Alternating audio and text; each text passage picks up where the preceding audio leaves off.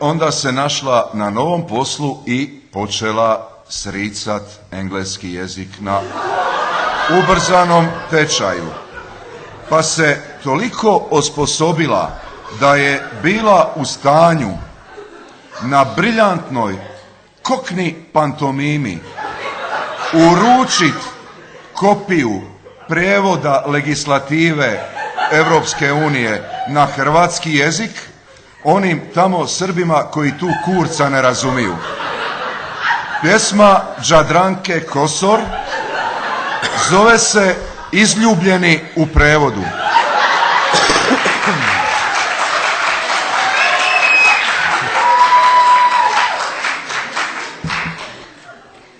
Svak me pita da li ću Serbu dati ono što ja imam da mu give.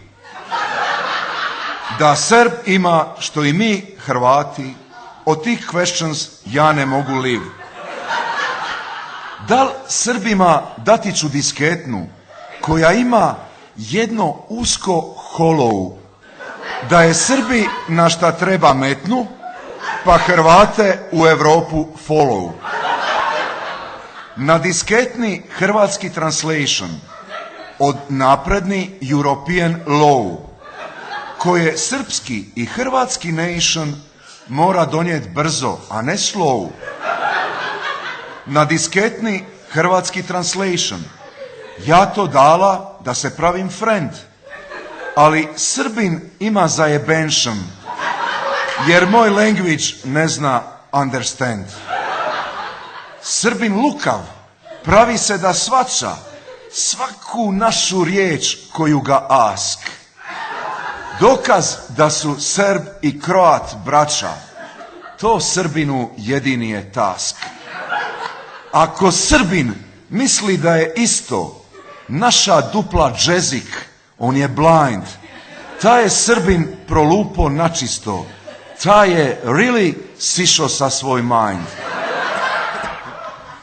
Ja disketnu Srbinu sam dala da sav Europe misli da sam cool. Ne da Srpska zaključi budala, Serb i Kroat da su ista fool.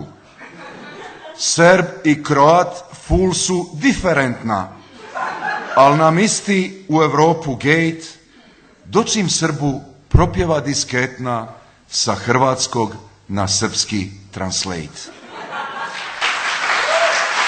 I onda će Srbi i Hrvati pjevat onu staru pjesmu Marka Džezbolana.